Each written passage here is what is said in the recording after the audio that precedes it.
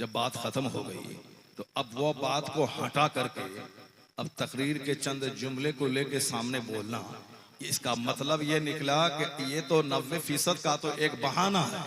असल निशाना तो मकबूलियत से चिढ़ना है, असल निशाना टारगेट बनाना है, असल निशाना अपने दो चार ग्रुप को जमाए रखने के लिए एक समझाने वाले लोगों की तौहीन करना है।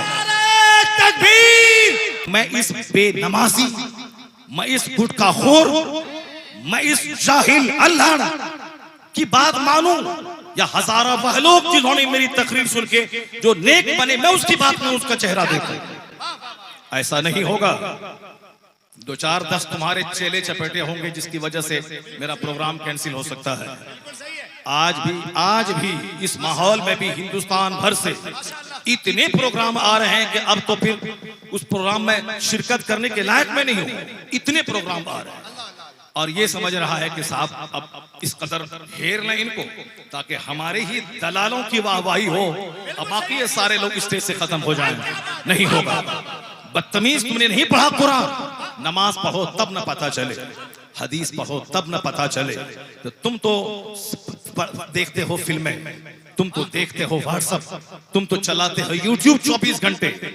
जो मदीना शरीफ जाने के बाद भी मदीना की जमीन की कद्र न करें, हालत एहराम में तस्वीर छपा के लाखों करोड़ों गुनाह करें, उस खबीस को कोई हक नहीं पहुंचता कि एक आलिम जो लाखों की दुनिया बदल रहा उसके खिलाफ कोई जबान इस्तेमाल करे। नारे तकबीर! सो रहे आप लोग? नारे तकबीर! नारे रिसालत! खबीस, तुमने मदीना में मुझे भी देखा था, कैसे मेरे रात और कैसी मेरी रातें, कैसे मेरे दिन मदीना में गुजरते थे, और तुमने देखा था मुझको, और तुम कैसे रातें गुजारते हो मदीने में और कैसे रहते हो, वो तुमको तुम्हारा ज़मीर खुद जानता है। और ऐसी घटिया तरह की बातें कहाँ बातें हैं, गलतियां किसी से भी हो सकती हैं। बहुत बड़े बड़े बुजुर्गान दीन खिताब कर रहे थे और दौरान खिताब जबान फिसल गई, कुछ से कुछ लोग बोल गए, उसके बाद बड़े अकाबिर ने तवज्जो दिलाई, उसने तौबा कर लिया। ये है, यही तरीका होना चाहिए। मैं ये कहना चाह रहा था कि इस माहौल में हमारी तरफ से भी हजारों उलमाए कराम ने जो हिमायत की, मेरी गुफ्तगू की तायीद की, उसमें से एक जबरदस्त मजमून मौलाना फरहान रजा कादरी का था। एक जबरदस्त मजमून, वो मिस्र से, काहिरा से उन्होंने एक मजमून लिखा और उन्होंने ये लिखा कि 90% कम पढ़े लिखे उलमा ने मौलाना शहरियार की बात ही नहीं समझी। यानी एक जुमले में उन्होंने सारी बातों का जवाब दे दिया, एक जुमले में। बड़ा जबरदस्त उन्होंने एक मजमून लिखा, हिंदुस्तान में हजारों लोगों ने उस मजमून को पढ़ा और उनको तसल्ली हुई। वो चिराग कौन है? वो पोता है मुफ्ती आजम कटिहार का। हम लोग इनको समझ में नहीं आता है, तो हुजूर की वो हदीस की तशरीह में कर रहा था। आका फरमाते हैं, हदीस सुनिए और मैं इसको बार बार बोलता हूँ, जन्नत के मालिक है मुस्तफा। जन्नत के मालिक क्या बोलते हैं? मैं यजमल ली मा बैन रिजलै व मा बैन लहयै अजमल लहु जन्ना। ये हदीस है, मोतबर हदीस। उस हदीस पाक में हुजूर क्या कहते हैं कि जो मुझको इस बात की जमानत दे दे, दो चीज की जमानत दे दे, या दो जबड़ों के बीच में जो जबान है, इस जबान से गाली, इस जबान से गलोच, इस जबान से गीबत, इस जबान से झूठ, न जाने क्या क्या लोग बकते हैं।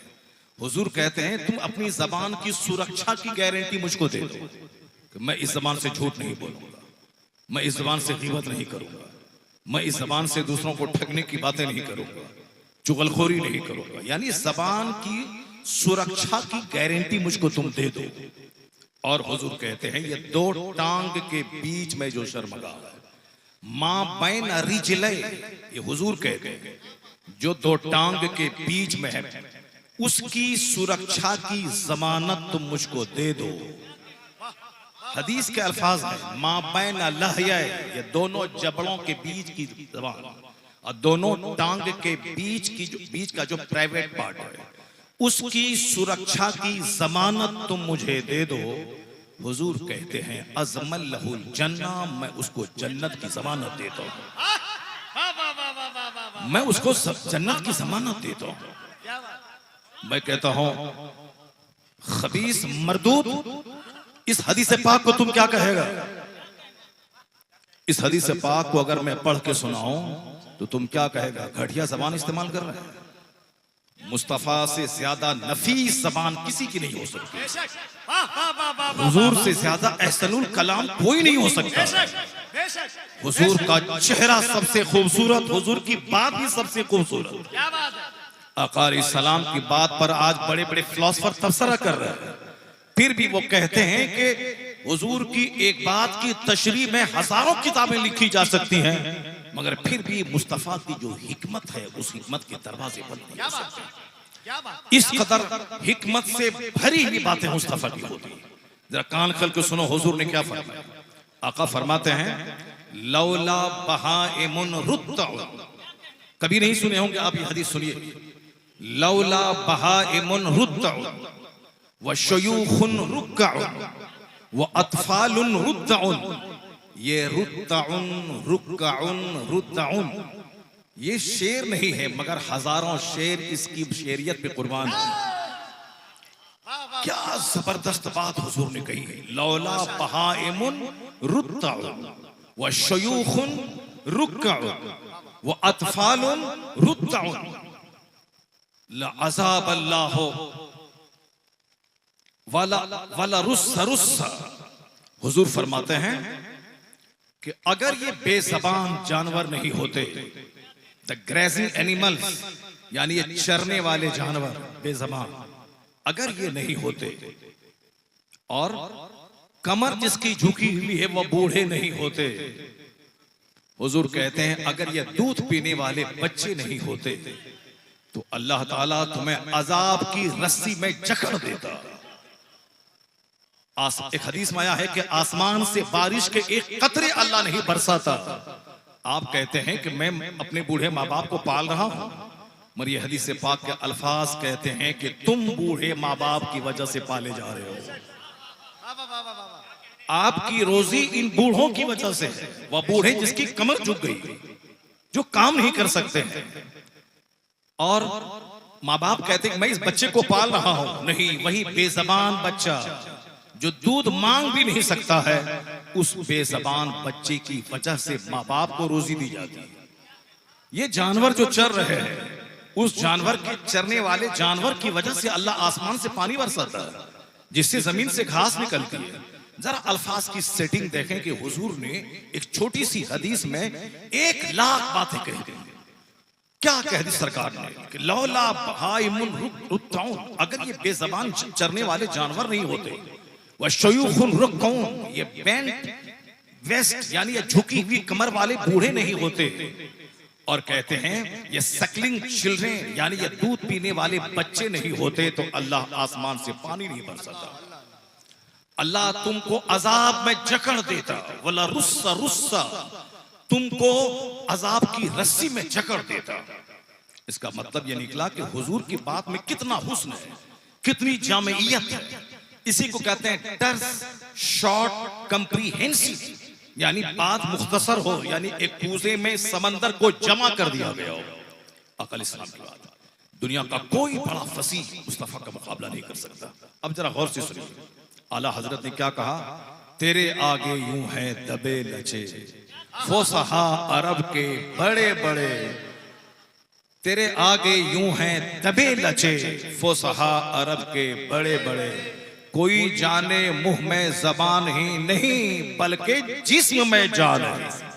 यानी ये बड़े बड़े रेटोरिशियन, बड़े बड़े फसीह मुस्तफा के सामने गूंगे हैं। हुजूर की बातों को सुनने के बाद ये अरब के बड़े फसीह, जिसको अपनी शायरी पे नाज था, जिसको अपनी फसाहत और बलागत पे नाज था, एक बहुत बड़ा रूम का शख्स, वो मस्जिद नबवी में उमर फारूक आजम के सिरहाने आकर के जोर जोर से कलमा पढ़ना शुरू कर दिया। आप जाग गए, कहा कौन? कहा मैं रूम का बहुत बड़ा मालदार भी हूं और बहुत बड़ा फसीह भी हूं मैं, मगर मैंने अभी एक शख्स की जबान से मैंने अरबी का एक कलाम सुना। उस कलाम के सुनने के बाद इसकी जामियत को देखकर मैं कलमा पढ़ के मुशर्रफ इस्लाम होना चाहता हूं। मुशर्रफ इस्लाम हो गए। कुरान जैसे लाजवाब है, वैसे मुस्तफा की बात लाजवाब है। अब जरा गौर से सुनिए, बस थोड़ी इतिहास के 2-4 चैप्टर को मैं खोलता हूँ, थोड़ी देर मेरी गुफ्तगू सुन लें, उसके बाद फिर आप नातिया मुशायरा सुनेंगे, शहबाज भाई की नात होगी। रोजाना तो आप लोग सोते ही रहते हैं, कभी कभी जागें, फजर की नमाज तक जागें। अभी मैं एक मजलिस में था, बिल्कुल मजलिस छोटी थी, मगर इधर फजर की अजान होती रही, उधर छोटी नहीं थी, बड़ी मजलिस थी बाका की, मगर इससे डबल लोग थे कि फजर की अजान हो रही है और लोग महफिल से उठने का नाम नहीं ले रहे। अभी 4 दिन पहले की बात है।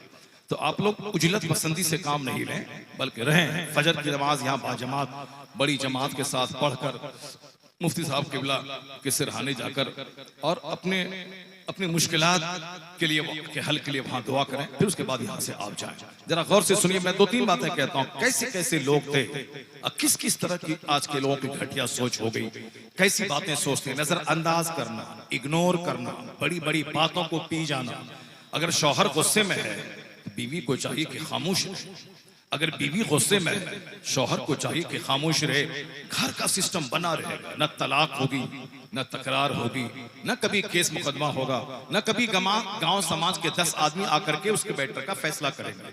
यहाँ तो बड़ी सी बड़ी बातें हो जाती हैं, एक पंच नहीं आता। और यहाँ छोटी छोटी बातों में साहब रोजाना पंचायती होती रहेगी। जहां ना समझी है वहां बार बार पुलिस वालों का आना जाना होता है, और जहां समझदारी है वहां तो बड़े बड़े मैटर में पुलिस वाले नहीं आते। तो एक अक्लमंद बीवी खामोश रहना सीखे, नजरअंदाज करना सीखे। शौहर सुबह से लेकर शाम तक बाहर कमाते हैं, मजदूरी करते हैं, पसीना बहाते हैं, खेत में रेड़ी चलाकर, सड़क के किनारे न जाने हेलमेट बेचकर कैसे कैसे पैसा कमाते हैं, और आप रानी बन के घर में हैं। तो आप उस शौहर की मुसीबत को देखें। अगर वो गरम मजाजी के साथ कुछ जुमले बोलते हैं तो बिल्कुल सहल है, खामोशी से बड़ा बड़ा मुसीबतों का तूफान टल जाता है। वो खामोश रही, ये बोलता रहा, मामला बिल्कुल घर का सुचारू ढंग से चलता रहता है। लेकिन अगर बात में बात बनाने लगी, वहीं से तलाक होती है, वहीं से तकरार होती है। शौहर गुस्से में कुछ कहा, बीवी बोलती है कि अगर एक बाप का बच्चा है तो तलाक दे दो। इसको भी गुस्सा आता है, फौरी तलाक लग देता है। फिर 1-2 घंटे के बाद जब गुस्सा ठंडा होता है, ये भी रोते हैं, वो भी रोती है। अब बीच का रास्ता निकालने के लिए मुफ्ती साहब के सामने जाके झूठ बोला जाता है, शौहर मेरा गुस्से में था। अब हम औरत बोलती है कि हम तो नहीं सुने, जबकि सब सुनी, कोई गवाह नहीं है। अब दोनों झूठ बोलकर एक इससे खतरनाक गुनाह की तरफ चलने का प्लान बनाते। खामोशी बड़े बड़े मसले का हल कर देती है। पेशेंस, धैर्य आप रखें। अब जरा देखें, इस्लाम का एक चैप्टर मैं खोलता हूं, कैसे कैसे लोग थे, कैसे कैसे वाकयात पैदा हुए। उसको सुनने से पहले मैं जरा एक छोटा सा काम कर लेता हूं। मुफ्ती साहब किबला के बेटे हैं मौलाना एहसन साहब, मौलाना एहसन के बेटे हैं मौलाना फरहान रजा कादरी। ये मौलाना फरहान आज हिंदुस्तान में नहीं, आज ये मिस्र में है। दुनिया भर की सबसे कदीम और सबसे पुरानी, सबसे बड़ी यूनिवर्सिटी अल-जामिअतुल अज़हर मिस्र है। वहां ये चंद महीनों से पढ़ाई करने के लिए गए हैं। अब वहां से लौट के आएंगे तो फरहान रजा कादरी अजहरी बन के आ जाएंगे, अजहरी बन के आएंगे। चूंकि उनको अजहर जाकर पढ़ने का बहुत ज्यादा शौक नहीं था, लेकिन एक शौक दिल में था कि सरकार मेरे मुर्शिद ताजुल शरिया वहां पढ़े हैं, तो जिस दरसगाह में ताजुल शरिया पढ़े हैं, कम से कम उस दरसगाह को मैं देख लूं, कम से कम चंद महीने, चंद साल में वहां गुजार लूं। मैं उस बच्चे की सोच पे दंग हूं। अभी जो मामला आया बीच में, मुसलमानों का दिमाग खराब किया चंद कम पढ़े लिखे लोगों ने, जिद में और हसद में आकर के। ये बात मैं तो साल भर 1.5 साल पहले मैंने कही थी, लेकिन आज कुरेद कर, काट काट के, निकाल करके, अच्छी बातों को दबा करके, फितनो फसाद वाला मफहूम निकाल करके पूरे हिंदुस्तान के मुसलमानों का दिमाग खराब करने की कोशिश की। जबकि मेरा मतलब बिल्कुल साफ था कि जो लोग इमाम हुसैन की कुर्बानी पे पर्दा डालने के लिए, उसकी सच्चाई पर पर्दा डालने के लिए उसको एक अफसानवी रंग दे दिया, एक साथ फिल्मी कहानी का रंग दे दिया, हमें एतराज उससे है। हुसैन आजम तो शहीदों के सरदार है, हुसैन आजम तो वीरों के इमाम है, हुसैन आजम तो साबिरीन के सरदार है। हुसैन आजम ने दुनिया को रौंद कर, सारा कुंभा कटाकर इस्लाम बचाने का काम किया। हुसैन आजम ने खून बहा के इस्लाम के रंगो रोगन भरने का काम किया। इस हुसैन आजम ने मदीने की बहार, सारी लज्जतें, सारा आराम छोड़ के करबला के चटियल मैदान में भूखे प्यासे रेत पर अपनी गर्दन कटवा के 72 जख्म नेज़ों के खा के अपना सर सजदे में रख दिया, मगर जालिम के सामने अपना हाथ नहीं दिया। जमीन बचाया, अपना ईमान बचाया, अपना उसूल बचा के दुनिया से चले। यजीद हार गया, हुसैन अपने मौक़िफ़ में जीत गए। यानी हुसैन ने कहा था जुल्म का समर्थन मैं नहीं करूंगा, तो मरते दम तक समर्थन नहीं किया। ये तो वीर है जिससे आज रोशनी मिल रही है, पूरी दुनिया को रोशनी मिलती है। मगर उस कहानी को लोगों ने रोने धोने, तीजा, 40वां बरसी, फर्जी करबला, फर्जी इमाम बाड़ा, मरसिया, छड़नी, बद्दी, इसका रंग दे दिया। ये बताइए, मुहर्रम की 10 तारीख को तिलावत करने वाला, नफल पढ़ने वाला, इमाम आली मकाम का जिक्र सुनने वाला कितने लोग होते हैं, कितने परसेंट होते हैं? और बाकी 90% क्या होता है? ढोल बाजा, ताशा, गाजा, शराब पीना, ताड़ी पीना, नाचना गाना, दूसरों से चंदा करना, ताजिया बनाना, दुल्लुल बनाना, घोड़ा बनाना, घुमाना, चंदा लेना, शराब पीना। यानी एक शहादत की एक अजीम तारीख को लोगों ने किस कदर खेल तमाशा बना दिया। 90% जो काम समाज में होते हैं वो सब तो तमाशे वाले होते हैं। ये तो 10% ये काम होते हैं जो नमाज वाला, तिलावत वाला, सजदा वाला, दुआ वाला, फातिहा वाला, ये तो 10% ही होता है। आप मेरी बात समझ रहे नहीं कि समझ रहे? अगर समझ रहे हैं तो सारे लोग हाथ उठा के मेरी बात की तायीद करें। सारे हाथ उठाएं सारे लोग। मैंने इस जहालत की मजम्मत की, मैंने इस शरारत की मजम्मत की, मैंने इस गलत रस्मो रिवाज की मजम्मत की है। जहां तक सवाल रहा इमाम आली मकाम की शहादत और कुर्बानी का, मेरी घुट्टी में 5 साल की उम्र से इमाम आली मकाम और अहले बैत की मोहब्बत पोशीदा है। जिस वक्त मैं एदाद या ऊला में पढ़ता था, उस वक्त मुझे याद है कि मैं अपने मोहल्ले के 50 बच्चों को लेकर मैं संठी और बांस गाड़ करके एक महफिल से जाता था। मेरी अम्मी बोलती है कि उस वक्त कुर्सी पे तुम बैठ जाते थे, सारे बच्चे नीचे होते थे, उस वक्त तुम वहां बयान देते थे। क्या बयान देता था, क्या बोलता था? 6-7 साल की उम्र में क्या बोलता था, मगर एक शक्ल कायम थी। मुहर्रम के मौके पर मुझको मालूम है कि महफिल में सजाता था, मैं अपने 10 बच्चों को लेता था, उस बच्चों के सामने मैं इस्लाम बोलता था, उस बच्चों के सामने मैं इमाम हुसैन की तारीख बोलता था। जो कुछ मैं जलसों में जाके, मैं जलसे 15-15 किलोमीटर दूर पैदल चल के मैं जलसा सुनने जाता था, और उस जलसे में जो सुनते थे वो अपने बच्चों और साथियों के बीच में मैं बोलता था। ये मुझे अहले बैत की मोहब्बत का पाठ सिखाएंगे और ये मुझको मोहब्बत अहले बैत का दर्स देंगे। मैं 30 साल तक गुजरात और बंबई के इजलास में 12-12 दिन तक अज़मत अहले बैत की फजीलत में खिताब मैंने किया। 12-12 दिन तक मैंने शहीद आज़म की अज़मत पे मैंने खिताब किया, और फिर वो खिताब नमक मिर्च मसाला लगा के रुलाने वाला खिताब नहीं किया है, दिल को जगाने वाला खिताब किया।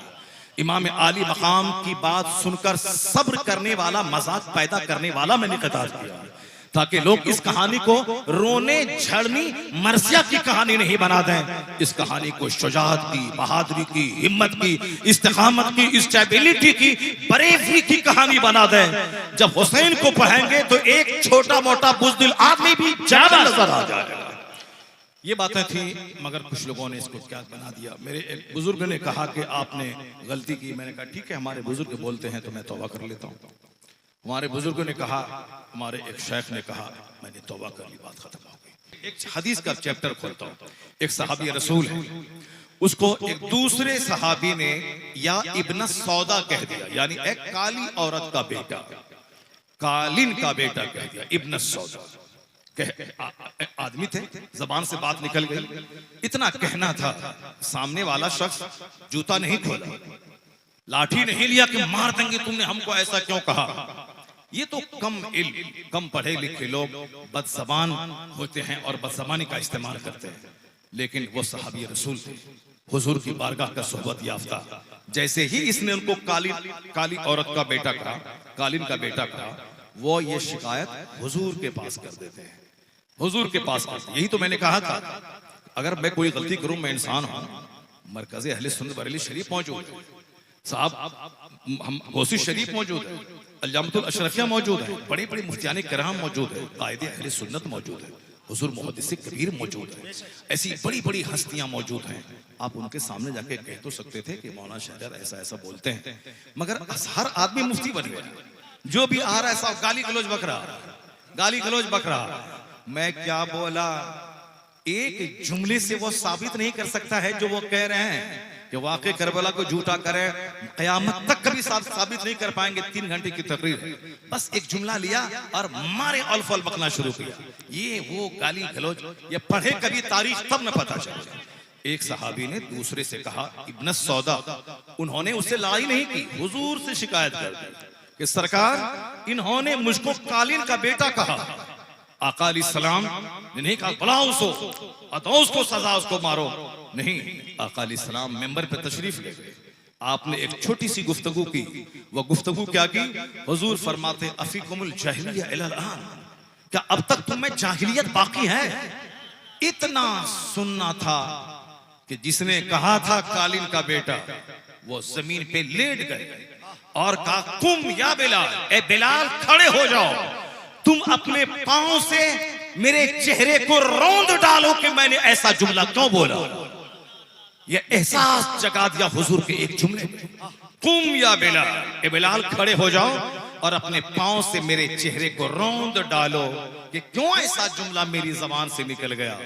ये है नसीहत सुनने का असर, ये है हुजूर का चेहरा देखने का असर, ये है सरकार दो झांक की खिताबत का असर। अब जरा एक चैप्टर और मैं खोलता हूं।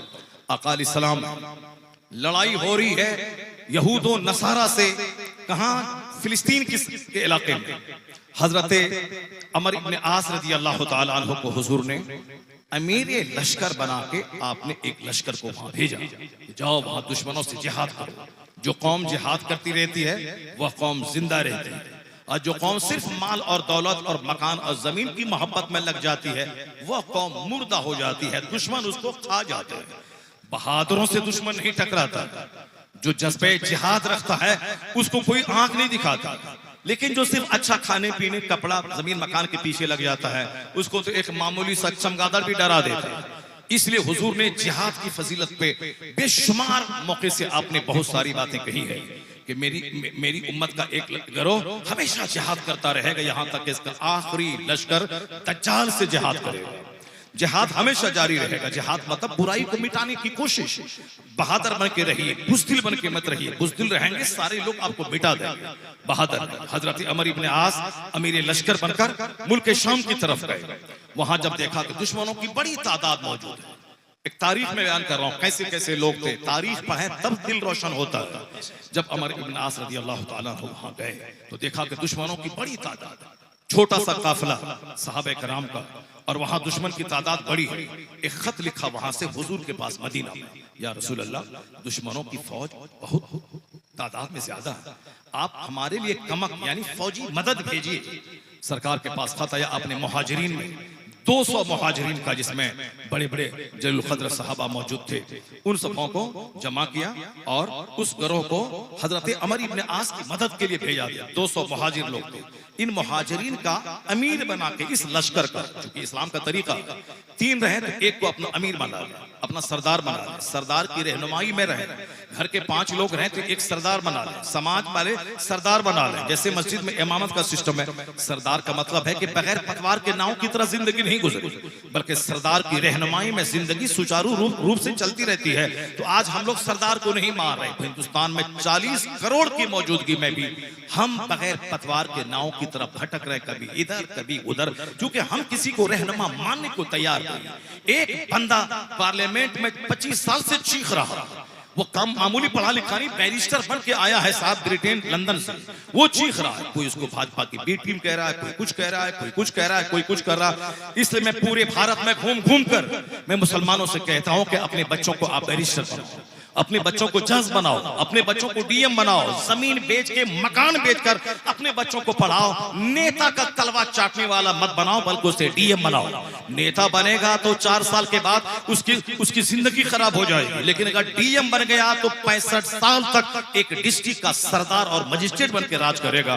तो नेता मत बनाओ, बल्कि अपने बेटे को बैरिस्टर बनाओ, जज बनाओ, इंजीनियर बनाओ, डॉक्टर बनाओ, उसको पीएचडी डिग्री होल्डर बनाओ, उसको साहब बैंक का प्रोफेशनल ऑफिसर बनाओ ताकि तेरी इज्जत बची रहे। एक बैरिस्टर पूरे 500 से ज्यादा एमपीज को हड़का के रखता है। अगर मेरा 50 बैरिस्टर बच्चा पार्लियामेंट पहुंच जाए तो कोई मेरे खिलाफ कानून नहीं बना पाएगा, सारा हिंदुस्तान मेरे ज़ेरे असर रहेगा।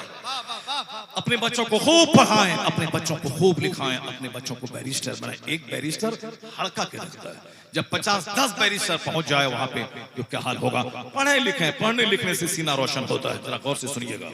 हजरत अमर इब्न आस पहले पहुंच गए हैं, दुश्मन की तादाद ज्यादा है। वहां से उसने खत लिखा हुजूर को, सरकार दुश्मन की तादाद बहुत ज्यादा है, आप मेरी मदद के लिए भेजें। हुजूर ने 200 मुहाजिरीन का एक दस्ता तैयार करके भेजा और उसका अमीर लश्कर हजरत अबू उबैदा रज़ी अल्लाह ताला अन्हु को इसका अमीर बना के भेजा कि तुम इस 200 के अमीर हो और तुम जब वहां जाओगे तो आपस में मिल के काम करना, लड़ाई झगड़ा मत करना। क्या बात है। जब हजरत अबू उबैदा वहां पहुंचे, वहां पहुंचने के बाद दोनों लश्कर आपस में मिले, चूंकि दोनों इस्लाम की तरफ से गए। अब वहां पे एक नया झगड़ा पैदा हुआ। वो पैदा ये हुआ कि हजरत अबू उबैदा के साथ जो लोग गए थे ये कहने लगे मेरा अमीर लश्कर अबू उबैदा होंगे, मगर अमर इब्न आस कहने लगे कैसे, चूंकि हम अमीर लश्कर बन के आए हैं और आप हमारी मदद के लिए आए हैं, इसलिए आप मेरी मदद करेंगे, अमीर लश्कर तो मैं ही रहूंगा। अमर इब्न आस कहने लगे अमीर लश्कर तो मैं रहूंगा। हजरत अबू उबैदा के लोग कहने लगे मेरा अमीर लश्कर अबू उबैदा रहेंगे। अगर ये दोनों आपस में लड़ गए होते तो दुश्मनों का मुल्क तो अपनी जगह, यही लोग आपस में लड़ झगड़ के कट मर जाते। लेकिन हुजूर की सोहबत में रहकर जो उनका सीना सुथरा हुआ था उसका असर यहाँ आ रहा है। क्या असर हुआ। एक तो आगे बढ़ना था, दोनों अगर अड़ गए होते तो मामला खराब हो जाता। आज पूरा इलाका मुसलमानों के कब्जे में है, पूरा फिलिस्तीन, जॉर्डन, शाम, मिस्र, पूरा इलाका। अमर इब्ने आस कहते हैं मैं अमीर लश्कर हूं, अबू उबैदा के लोग कहते हैं कि मेरा अमीर लश्कर ये रहेंगे। समझदारी से काम नहीं लिए होते कि दोनों आपस में टकरा जाते। लेकिन अबू उबैदा जैसे जलीलुल कद्र सहाबी जिसको हुजूर ने अमीनुल उम्मा कहा है, ये आगे बढ़े और कहने लगे अमर इब्ने आस अमीर लश्कर तुम ही रहेगा और मैं तेरी इत्तबा में जंग करूंगा। चुनांचे सारे झगड़े खत्म हो गए। पहल अबू उबैदा ने किया और पहल करने के बाद दोनों लश्कर मिलकर दुश्मन पे वो जबरदस्त हमला किया कि सारा इलाका मुसलमानों के कब्जे में आ गया। पूरे इलाके पे इस्लामी फतह नुसरत का झंडा गाड़ा। यह है अपने आप को दूसरों की मातहती में दे देना, यह है सच्चाई कबूल कर लेना, यह है आपस की छोटी छोटी बातों से गुरेज करते हुए हक बात तस्लीम कर ले। किसी एक को तो मानना होगा, गौर फिक्र करके, वरना कर कहते कि दोनों कहते मैं हक पर हूं, दोनों अड़ जाते तो दुश्मन तो अपनी जगह रहता, ये दोनों ही आपस में कट मर के लड़ झगड़ के कट मर जाते। लेकिन हुजूर ने इस तरह से उनका सीना पाक साफ किया था कि ऐन मौके पे कैसे फैसला लिया जाता है, कैसे इस्लाम की तबलीग की जाती है, कैसे मुसीबतें हल की जाती है, वो कोई इन बुजुर्गों से सीखे। बस एक आखिरी बात बोलकर मैं आपसे रुखसत हो रहा हूं। आखिरी बात, आप यकीन रखें इस्लामी तारीख में ऐसे ऐसे रोशन चैप्टर मौजूद है जिसको पढ़ने के बाद सीना हिल जाता है, जिसको पढ़ने के बाद दिल दिमाग रोशन होते हैं। जरा गौर करेंगे कि स्पेन की सरजमीन है, वहां एक शख्स बादशाह सुल्तान अब्दुल नासिर है, काजी मुंजिर बड़ी मस्जिद के इमाम है, जबरदस्त खिताब करते हैं, बुराइयों को मिटाते हैं, अम्र बिल मारूफ करते हैं, नहीं अनिल मुनकर करते हैं। कई बार बादशाह ने वहां उन्होंने एक बड़ा महल बनाने का सपना देखा, इस कदर मकान बनाने में मसरूफ हो गए कि कई जुमा की नमाज में उन्होंने शिरकत नहीं की। एक बार जब सुल्तान मस्जिद में नमाज जुमा पढ़ने आए, काजी मुंसिर जो नेक हो जबरदस्त आलिम थे काजी, उन्होंने खिताब में कुरान और हदीस की आयतों को पढ़ पढ़ के सुना करके घर मकान बनाने की ऐसी मुजम्मत की कि सुल्तान अब्दुल नासिर अंदर ही वह समझने लगे कि सारा टारगेट मेरे ऊपर में, और मस्जिद के सारे नमाजी समझ गए कि काजी साहब की सारी तकरीर उस तरफ जा रही है जिन्होंने एक बड़ा मकान बनाने का फैसला किया, एक शहर आबाद करने का फैसला किया। और इस तरह मुनहमिक मसरूफ हुआ कि जुमा की नमाज से छोड़ गए, जमात से नमाज पढ़ना छोड़ दिया उन्होंने, इस कदर मकान बनाने में लग गए। जबकि आया है किताबों में दुनिया जीफा व तुल्ला बुहाकेरा, दुनिया एक मुर्दार है, उसके तलबगार कुत्ते हैं। बस हो गया, बस खत्म। हाँ ठीक है, बस। उन्होंने काजी मुनसिर ने मजम्मत की, दुनिया की तामीर की। बादशाह समझ गया कि उन्होंने मुझको हिट किया है, जबकि वो कुरान हदीस पढ़ पढ़ के सुना रहे थे।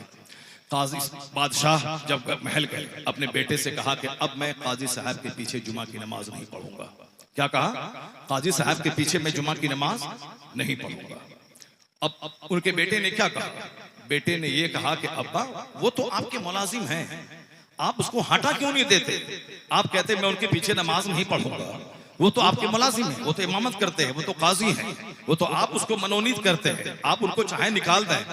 उन्होंने अपने बेटे को कहा खामोश, कहा कि काजी मुनसिर जैसे लोग जब तक दुनिया में है उस वक्त तक बुराइयां परवान नहीं चढ़ेंगी, ऐसे लोगों को मैं कभी नहीं निकाल सकता। उन्होंने मुझको तकलीफ पहुंचाई है, मैं उनके पीछे नमाज नहीं पढ़ूंगा, लेकिन ऐसे लोगों का मेंबर पे रहना जरूरी है। चुनांचे काजी मुनसिर को हटाने का मशवरा जो उनके बेटे ने दिया था, कहा कि तुम्हारी बात नहीं मानी जाएगी। एक बार कहत छाया स्पेन में, ऐसा कहत छाया कि बारिश रुक गई, जहां मवेशी मरने लगे, यहाँ तक कि साहब दाने दाने की किल्लत हो गई, पानी पानी के लोग तरसने लगे। बादशाह स्पेन ने क्या कहा कि काजी मुनसिर से जाके कहो कि दुआ करे। वही काजी जिनकी खिताबत को सुनने के बाद इन्होंने कहा था, कहा काजी मुनसिर से कहो कि वह मेरे हक में दुआ करे। जब बादशाह का पैगाम पहुंचा उस काजी मुनसिर के पास, तो काजी मुनसिर ने कहा कि ये बताओ कि बादशाह इस वक्त क्या कर रहा है? कहा मैंने देखा बादशाह को, वह बादशाह चाटाई हटा के मिट्टी पे सजदा कर रहा है, मिट्टी पे अपनी पेशानी रगड़ रहा है और रब्बे करीम से रो रो कर रियाया की तकलीफ के बारे में दुआएं कर रहा है कि इलाही बारिश रहमत का नुज़ूल फरमा दे।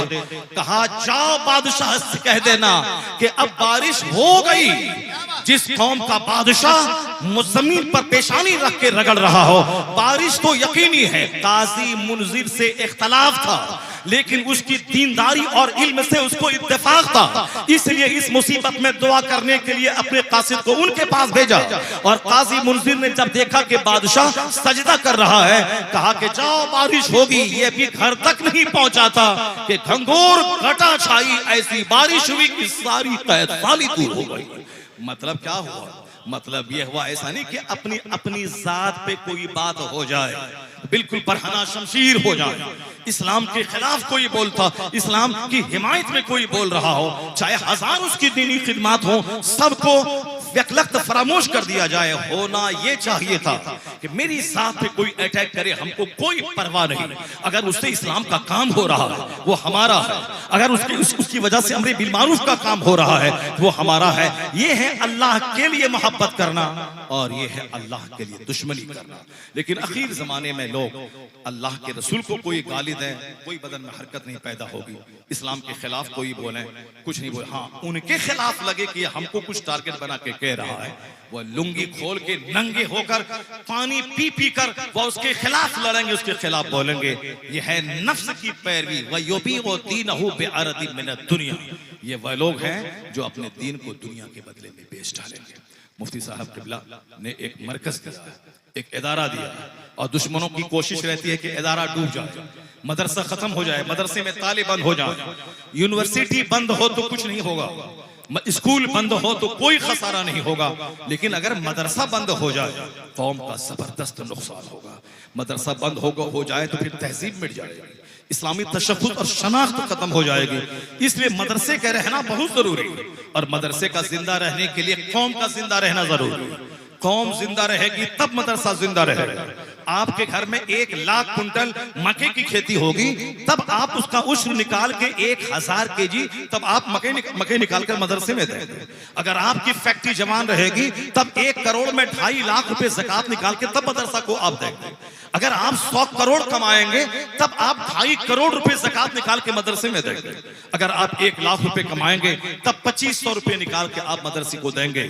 जब मुरादाबाद में पीतल फैक्ट्री बंद होने लगी, मदरसा बंद होने लगा, क्योंकि पीतल फैक्ट्री से हजारों मदरसे चलते हैं, और जब वह फैक्ट्री बंद होगी मदरसा बंद होगा। पूरे सीमांचल में जिस जमाने में सैलाब आता है, उस सैलाब के जमाने में मदरसे बंद हो जाते हैं, क्योंकि सैलाब से फसलें तबाह होती हैं। जब फसलें तबाह होंगी तो मदरसे के वजूद का जिंदा रहना मुश्किल हो जाएगा। इसलिए आप जिंदा रहें, आप मेहनत करें, आप मुशक्कत करें, आप हाथ पे हाथ धर के न बैठे, खूब अपने बच्चों को पढ़ाएं लिखाएं, खेती बाड़ी करें। मैं अक्सर कहता हूं फजर से लेकर जोहर तक 8 घंटे में कोई नमाज फर्ज नहीं है, क्योंकि ये वक्त है कामकाज करने का, ये वक्त है खेत खलियान जाने का। आप सलामत रहे, आपकी खेती सलामत रहे, आपका बिजनेस सलामत रहे, आपका व्यापार सलामत रहे। आप व्यापार करना सीखें, वक्त पे दुकान खोलना सीखें, वक्त पे दुकान बंद करना सीखें। 8 घंटे दुकान में बैठे, जोहर के लिए मस्जिद चले जाए, फिर खाना खाएं, वापस दुकान आ जाए, फिर असर के लिए 10 मिनट के लिए मस्जिद चले जाए, फिर वापस आके 2 घंटे दुकान में बैठ जाए, फिर 10 मिनट के लिए मगरिब में चले जाए, फिर आके 3 घंटे तक आप दुकान में आके बैठे। व्यापार करें, जबरदस्त व्यापार, वक्त की पाबंदी के साथ माल कमाएं, अपने बाल बच्चों को मोहताजी से रखें और ज़कात निकालें, खूब मदरसे को डोनेट करें। मदरसे की बिल्डिंग जब 5 मंजिला बनेगी तो उस पूरे इलाके की शान बुलंद होगी, पूरे इलाके के बच्चों से जहालत दूर होगी, उनके इलाके की लड़कियां हिजाब और निकाब में नजर आके ईमान बचाती नजर आएंगी, उनकी गोद में कोई लुच्चा लफंगा नहीं बल्कि मुजाहिद और गुलाम हुसैन पैदा होकर दिन की खिदमत करता रहेगा। तो तहजीब की सलामती के लिए मदरसा जरूरी है, वकार बचाने के लिए मदरसा जरूरी है, पूरे इलाके को बदअकीदगी की नहुसत से बचाने के लिए मदरसा जरूरी है। एक मदरसा पूरे इलाके की दीन को बचाने के लिए काफी होता है। जामिया रसिया तहक़ीरुल उलूम भले ही बीच में खसारे का शिकार हो गया, लेकिन अब एक नौजवान क़यादत मौलाना गुलाम गौस की है। इस पर मुफ्ती साहब के चारों साहबजादे की जबरदस्त पुश्त पनाही है। मौलाना मसूद, मौलाना एहसन साहब और डॉक्टर मोहसिन, डॉक्टर रमू, ये चारों भाई का हाथ इनकी पीठ पर है। और ये नौजवान कायद, नौजवानी में अभी वक्त है इनका बाहर बाजारने जाके बड़ी बड़ी मस्जिदों में इमामत करने का, खिताब करने का, एक अच्छी लाइफ गुजारने का, लाखों करोड़ों कमाने का। लेकिन वो सारी बहारों को छोड़ के इस झोपड़ी को सजाने में लगे हैं। जब ये लगे हैं तो आपकी जिम्मेदारी बनती है कि आप अपनी गाही कमाई इस इदारे को दें, इस इदारे की तामीर करें। अभी आपने देखा होगा 4 महीना पहले हुजूर कायदे अहले सुन्नत अल्लामा अज़्ज़त रज़ा खां मद्दज़िल्लहुल आली शहज़ादे ताजुश शरिया यहाँ आए, जबकि उनका एक एक मिनट कीमती होता है। मगर मैंने उनसे कहा कि हमारा मादरी इल्मी है, मुफ्ती साहब हमारे शेख हैं, इसलिए रास्ते ही में वो है, वहां आपको संग बुनियाद के फंक्शन में आपको जाना है। चुनांचे मुफ्ती आशिक साहब ने अल्लामा साहब से ये सारी बातें कही, हजरत रजामंद हो गए। जबकि बड़े बड़े लोग इस इलाके के सब अपने घरों में ले जाने के लिए बेताब थे, कहीं नहीं गए, मगर मुफ्ती साहब के विला की उनका तसर्रुफ था, करामत थी। अल्लामा खान साहब के यहाँ तशरीफ लाए, उन्होंने अपने हाथ से रज़वी हॉस्टल का संग बुनियाद रखा। एक बुजुर्ग का हाथ पड़ा था, देखते ही देखते 4 महीने के अंदर में जो काम 4 साल में नहीं होता हो, वो काम 4 महीने के अंदर में हुआ, यानी दीवार मुकम्मल हो गई। अब छत की बारी आई है तो छत में एक मोटी रकम लगती है। वो मोटी रकम कहां से आएगी? वह मोटी रकम मुफ्ती साहब किबला से मोहब्बत करने वाले, उनके मुहिब्बीन, उनके चाहने वाले, सुन्नियत का दर्द रखने वाले बंबई के लोग यहाँ नहीं आए। जो इस इलाके के लोग हैं उसे ही इस इदारे को मजबूत करना है, उसे ही अपनी गाढ़ी कमाई इस इदारे को देना है। जितने लोग आज यहाँ मौजूद हैं, ये काम हालांकि 11 से लेकर 12 के बीच में करना था, क्योंकि बहुत सारे लोग चले गए। लेकिन अक्सर ऐसा ही होता है कि चूंकि नातखानी ज्यादा हो जाती है, फिर उसके बाद खिताबत बाहर के खतीब की खिताबत की बारी आ जाती है। अच्छा ठीक है, मतलब ये निकला कि हमारी ख्वाहिश थी कि जब हम अपने मदरसा दारुल उलूम कलीमा को आप जाके देखें साहब, 6 मंजिला इमारत देख करके आप दंग रहेंगे। बड़ी बड़ी यूनिवर्सिटी का कद उसके सामने छोटा, और वहाँ हर जलसे में मैं चंदा करता हूँ। कभी मैं मस्जिद का चंदा लेता हूँ, कभी मैं साहब स्टेज का चंदा लेता हूँ, और लोग चंदा देते हैं। अभी स्टेज का चंदा मैंने लिया था। अब जो जलसा होने वाला है, जाके स्टेज देखें, मैं गालिबन पूरे बिहार में कोई भी मदरसे में ऐसा स्टेज आपको नहीं मिलेगा जो स्टेज मैंने एक जबरदस्त स्टेज की तामीर की है वहाँ अपने मदरसे में। तो आपके ताउन से ही सारा काम होगा। तो अगर हर साल 2-4 लाख रुपए अगर आप मुफ्ती आजम कटिहार की मजलिस में आने वाले लोग अपने पॉकेट में 500 रुपए लेके आ गए, 1000 रुपए लेके आ गए, 2000 रुपए लेके आ गए, 500-1000 रुपए आमतौर पर सब लोग अपने पास रखते हैं। अगर वो ताउन कर दें हर साल, तो हर साल कुछ न कुछ काम होता रहेगा। तो इस बार मैं आपको एक मजाज दे रहा हूँ कि आने वाला साल भी और हमेशा जब भी रूहुल उलूम आप आपको आवाज दे, और जब यहाँ के जिम्मेदार आपके दरवाजे पे जाएं तो आप अपनी तिजोरी के दरवाजे को खोल दें। मुखालत से दूर रहे, बल्कि कंजूसी नहीं। अब अपने घर में एक दिन गोश्त नहीं लाए बकरे का, 1000 रुपए से ताउन कर दें। एक महीने में अपना काम, अपना खर्च शॉर्ट कर दें, मदरसे का ताउन करें, और एक प्लान लेके जाएं। मुफ्ती साहब किबला आराम कर रहे हैं, उनके मज़ार पाक के लिए हमारे पास कोई चंदा नहीं लिया गया। उनके बाल बच्चों को अल्लाह ने हिम्मत दी और बरकतें दी, और बहुत बड़ा काम हो गया, जो काम साहब बहुत दिनों में नहीं हो पाता। मैंने बहुत मज़ारात को देखा 25-25, 30-30 साल से इसी तरह बगैर छत के पड़े हुए हैं, मगर यहाँ अल्हम्दुलिल्लाह बहुत तेजी से काम हो रहा था। रज़वी हॉस्टल को आने वाले उर्स रसूली से पहले एक अच्छे खूबसूरत शक्ल में, ताकि लगे कि हाँ मुफ्ती साहब की रूह कब्र में मुस्कुरा रही है, उनकी कब्र में उनकी रूह को सुकून मिले। ये आप सबों की जिम्मेदारी है कि आप सब जब भी उर्स रज़वी हॉस्टल के लिए आपके पास हमारे जिम्मेदार जाएं तो आप जाएं। लेकिन मैं चाहता हूं कि वो तो लोग जाते रहेंगे, और 786 रुपए माँ बाप के सारे सवाब के लिए हमारे इस भाई ने दिया रज़वी हॉस्टल के लिए, अल्लाह इन्हें जज़ाए खैर अता फरमाए। तो अगरचे बहुत कम लोग मौजूद हैं, लेकिन अगर आप सबों ने हिम्मत किया तो अभी ये काम हो सकता है। जैसे 1 टेलर बालू है, 10 बैग सीमेंट है। अभी कुछ दिन पहले मैं झारखंड में 300 बैग सीमेंट बस 10 मिनट के अंदर में, मैंने सिर्फ कहा था कि 50 बैग सीमेंट एक आदमी दें, वो एक शख्स खड़ा हुआ, कहा मेरी तरफ से 50 बैग। मैंने कहा कि 25 बैग सीमेंट एक आदमी दें, एक शख्स खड़ा हुआ, कहा मेरी तरफ से। तो आप, अगरचे मजमा बहुत छोटा नहीं है, अभी भी बहुत बड़ा मजमा है, जितने लोग मौजूद हैं, मेरा एक मुतालबा है आपसे कि ये काम छत में कम से कम 300 बैग सीमेंट इसमें लगेंगे। तो अब वो 300 बैग सीमेंट का अगर इंतजाम अभी हो जाता है तो फिर दूसरे मटेरियल्स का इंतजाम हो जाएगा। आप एक बंदा को मैं आवाज देता हूं, अगर झारखंड के जंगल में ऐसा हो सकता है तो फिर कटिहार शहर में भी ऐसा हो सकता है।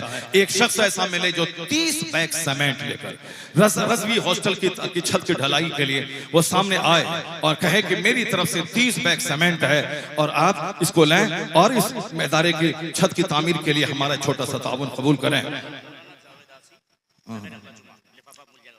माशाअल्लाह। मौलाना जावेद आसी सुभान अल्लाह, ये रहते हैं कटिहार में, इमामत करते हैं महाराष्ट्र में। पूरे भारत का कोई इमाम ऐसा नहीं होगा कि जो साहब फ्लाइट से जाए। फारूक साहब बैरगाछी वाले 5000 रुपए से रज़वी हॉस्टल की उन्होंने मदद की है, अल्लाह तबारक व तआला। हाँ, ये मौलाना आसी साहब 30 बैग सीमेंट, सुभान अल्लाह, क्या बात है। ये जबरदस्त इमाम है, ये रहते कटिहार में, इमामत करते हैं महाराष्ट्र में। कैसे जाते हैं आप समझ सकते होंगे, कभी फ्लाइट से कभी ट्रेन से। इकलौता इमाम है बिहार के जो रहे बिहार में और इमामत करे महाराष्ट्र में।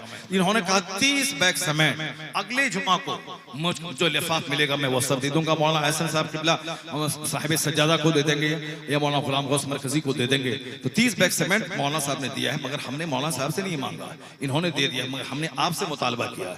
आप में से अभी भी कई सौ लोग यहाँ मौजूद हैं। रात के इस आखिरी पहर में शहबाज भाई की नात होने वाली है, अगरचे जिसे 1-1 घंटे 2-2 घंटे के नात सुनाते हैं, और होना भी यही चाहिए कि हमारे जब बाहर के कोई मेहमान रहे उस मेहमान को 10 बजे दे दें, 10 से 12 नात हो, 12 से 2 घंटे की तकरीर हो, बस हो गया। एक शायर एक मुकर्रिर से सारा काम हो जाएगा। फिर उसके बाद फिर हमारे मकामी लोग पढ़ें और 10 से पहले हमारे लोग पढ़ें, और इस तरह से काम हो जाएगा। बाहर के मेहमान पढ़ लें, मगर कभी ऐसा होता है इत्तेफाक से नहीं हो पाता। इनकी नात खानी भी बाकी है। बस मैं चाहता हूं कि 2-4-10 लोग महफिल से उठें। 25-25 बैग सीमेंट, आज के तारीख में 400 रुपए में एक बैग सीमेंट मिलता है। 25 चौके 100 यानी 10,000 रुपए। 10,000 रुपए कोई माना नहीं रखता। अगर 25 लोग सामने आ गए, मैं उम्मीद कर सकता हूं कि यकीनन मदरसा जामिया रज़विया तग़य्युरुल उलूम आने वाले वक्त में तामीरी एतबार से भी एक इंपॉर्टेंट रोल अदा करेगा। हर आने जाने वालों के ये साहब पुरकशिश बन के आपके सामने चमकेगा। बस एक बंदा और चाहिए जो मेरे सामने आए। 25 बैग सीमेंट यानी 10,000 रुपए की छोटी सी रकम रज़वी हॉस्टल के लिए, सामने वो हॉस्टल की तामीर हो रही है। हुजूर कायदे मिल्लत ने अपने हाथ से संगे बुनियाद रखा है, और अगर 1 साल के अंदर वो हॉस्टल तामीर और बिल्कुल सज धज के खड़ा ना हो तो फिर ये एक शर्म की बात होगी हमारे लिए। अल्लाह तबारक व तआला आप सबों के कारोबार में बेपनाह बरकतें अता फरमाए, आपको सेहत और तंदुरुस्ती अता फरमाए। देखिए हमारे भाई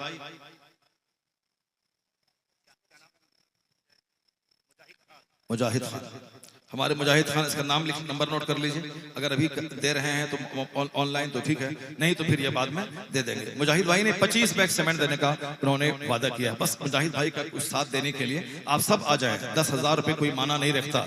हदीस में आया है कि खैरात करते रहने से अल्लाह रब्बुल इज्जत का गुस्सा ठंडा होता है, और अपने बाल बच्चों को सेहत और तंदुरुस्त रखने के लिए भी जरूरी है कि बस मुख्तसर सा ताउन। एक बंदा और आ जाए 25 बैग सीमेंट लेकर, वो सामने आए और कहे कि रस्वी हॉस्टल के लिए सरकार आला हजरत के फैजान से मालामाल होने के लिए वो सामने आए और 25 बैग का एक छोटा सा मेरा मुतालबा है आपके सामने, ताकि कम से कम 100-150 बैग सीमेंट आज हो जाए। फिर जब वो काम शुरू होगा उसके बाद आपके पास हमारे जिम्मेदार जाएंगे। मुझे मालूम है कि मौलाना मसूद साहब, डॉक्टर मोहसिन साहब ये मखसूस लोगों से मिल रहे हैं, मगर चूंकि प्लान इतना बड़ा है, बजट इतना ज्यादा है कि आप जितना भी पैसा आ जाए वह कम है।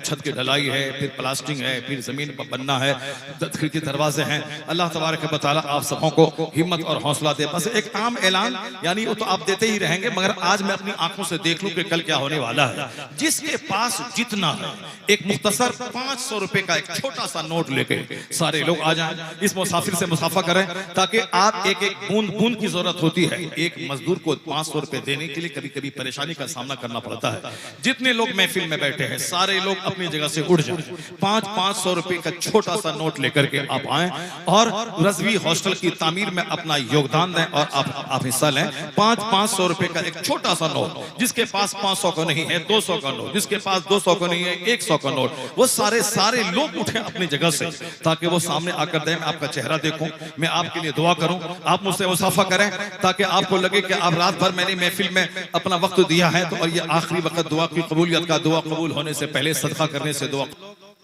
कभी किताब लिखने का शौक था, 2-4-5 किताब लिखे, अंग्रेजी में मैंने एक किताब लिखी, हिंदी में। उसके बाद फिर खिताबत में आ गए तो किताबें लिखने का शौक थोड़ा सा बुझ गया। लेकिन अब हमारे इस मदरसे का चश्मो चिराग मुफ्ती आजम कटिहार का एक नवा पोता मौलाना एहसन साहब का बेटा एक जबरदस्त राइटर बन के उभर गए। मोटी मोटी किताबें उन्होंने लिखी हैं और वो किताबें जबरदस्त ढंग से प्रिंट होकर आपकी निगाहों के सामने आ गई है। जो 90 साल के बुढ़ापे में जो इतनी मोटी किताब नहीं लिख सकते, ये 20-22 साल का जवान इतनी किताब में लिख रही है। ये किताब है मसाइल रोजा और उनका हल। उन्होंने ये किताब लिखी है और अच्छी खूबसूरत प्रिंटिंग के साथ अल्लाह ताला जोर कलम और ज्यादा करे उस बच्चे को और लंबी उम्र अता फरमाए। ये देखिए, उससे ज्यादा मोटी किताब ये है तजल्लियात आला हजरत। चूंकि हम लोगों के तो घुट्टी में आला हजरत की मोहब्बत मिली और मेरे माँ बाप ने जो पढ़ाया, उसके बाद जब मैं यहाँ पढ़ने के लिए आया, मुफ्ती आजम कटिहार ने बस वही आला हजरत, वही मुफ्ती आजम हिंद, वही ताजुश शरिया, वही मुफस्सिर आजम हिंद, वही खानदान आला हजरत, यानी हमेशा हर वक्त यही बातें उनके जबान पड़ती हैं। तो सुन करके आला हजरत की मोहब्बत दिल में पैदा हो गई। अब कोई मुझको आला हजरत की मोहब्बत का पाठ न सिखाए, क्योंकि हम लोग बचपन से ही रजा वाले, और रजा वाले नहीं बल्कि फनाफिर रजा है हम। जाहिर सी बात है, मसले के आला हजरत ही है दीन हक, इसकी हद से जो बाहर निकल जाएगा कल बरोज़े क़यामत खुदा की कसम देखना वो जहन्नम में जल जाएगा। ये मसले के आला हजरत ही दीन हक है। मसले के आला हजरत पर इस बच्चे ने, फरहान रजा कादरी मंजरी ने तजल्लियात आला हजरत नामी जबरदस्त किताब लिखी। इस किताब को मौ सवालात व जवाबात, और इस किताब का इजरा आज हो रहा है। ये किताब छप के आ ही गई है। यहाँ जामिया रज़विया ग़ैरुल उलूम में किताब रहेगी। आप लोग इसे कीमत देकर इसको आप हासिल करेंगे। अब एक किताब शान ताजुश शरिया, बताइए शान ताजुश शरिया क्या जबरदस्त। हम लोग सोचते रहे कि एक किताब लिखें, नहीं लिख पाए, मगर ये बच्चा काम कर गया, कामयाब हो गया। शान ताजुश शरिया लिखकर उन्होंने मुफ्ती आजम कटिहार की तरफ से एक कर्ज अदा कर दिया और बता दिया कि हमारी फैमिली का बच्चा आला हजरत के खानदान का गुलाम है और आला हजरत के मसलक और उसकी तालीमात को आम करने में इम्पोर्टेंट रोल इसका है। मुस्लिम लड़कियां हमारी आज गैर मुस्लिमों के साथ भाग रही हैं, इर्तिदाद का एक मसला है, और फिर उसके असबाब क्या हैं और उसका इलाज क्या होगा। उस असबाब और इलाज पे बिन्त हवा नामी एक किताब, बताएं, ऐसा अछूता टॉपिक है जिस पर कम लोगों की तवज्जो गई, मगर मौलाना फरहान रजा कादरी ने इस वक्त के सुलगते हुए मसले पर किताब लिखी बिन्ते हवा। इस किताब को हर मुसलमान मर्द और औरत को मुताला करना चाहिए, खास करके खवातीन को जरूर मुताला करना चाहिए कि किस तरह उसके दीन ईमान पे डाका डालने की नापाक कोशिश गैरों की तरफ से हो रही है और किस तरह आपको ईमान बचाने के लिए चौकस चौकन्ना रहना होगा। जींस टी शर्ट पहन के ईमान नहीं बचेगा, बल्कि निकाब और हिजाब पहन के ईमान बचेगा। गैर मर्दों के साथ बैठकर नौकरी करने से ईमान नहीं बचेगा। अपने आप को तन्हाई में रखकर, जो कुरान का फरमान है, करना फी बुयूतिकुन्ना वला तबर्रजना तबर्रुजुल जाहिलिया, इस आयत करीमा, इस अल्लाह के इरशाद पर अमल करने से ईमान बचेगा। तो इसमें उन्होंने इस तरह से अपने हिसाब से बहुत सारी बातें कुरान हदीस की रोशनी में बयान की हैं। अल्लाह ताला मौलाना फरहान को सेहत आफियत नसीब फरमाए और इसी तरह मरते दम तक नए नए उन्वानात पे बड़ी बड़ी किताबें लिखने की तौफीक अता फरमाए। ये 12 रबीउल अव्वल यानी ईद मिलादुन नबी के उन्वान पे एक जबरदस्त किताब लिखी है मौलाना फरहान रजा कादरी ने कि क्यों ईद मिलादुन नबी का जुलूस निकलना चाहिए, क्यों महफिल होनी चाहिए, उसका सबूत कहाँ से है और ये क्यों वक्त की जरूरत है। मुहर्रम का जुलूस नहीं, ढोल ढाल वाला जुलूस नहीं, बल्कि ईद मिलादुन नबी का पुरसुकून जुलूस निकालना चाहिए। मुहर्रमुल हराम के दिन भी अमन का जुलूस निकले, न ढोल हो, न ढाल हो, न दुलदुल हो, न ताजिया हो, न निशान हो, कुछ नहीं हो, बिल्कुल सिंपल जुलूस इमाम हुसैन के मुहिब्बीन का निकले, ताकि दुनिया वालों को बताया जाए हम जुल्म करने वाले नहीं हैं, हम तो अमन की दावत देने वाले लोग हैं। तो उन्होंने 12वीं शरीफ के जुलूस की अहमियत पे एक किताब लिखी। इस किताब का भी मुताला उलमा कराम को और आम आदमी को करना चाहिए। उसी से मिलता जुलता एक दूसरा टॉपिक ईद मिलाद, सबब वजूद कुल कायनात। ईद मिलाद यानी अकाल सलाम की मिलाद ने दुनिया को क्या दिया, सरकार की शान और अजमत पे इन्होंने एक अलग किताब लिखी।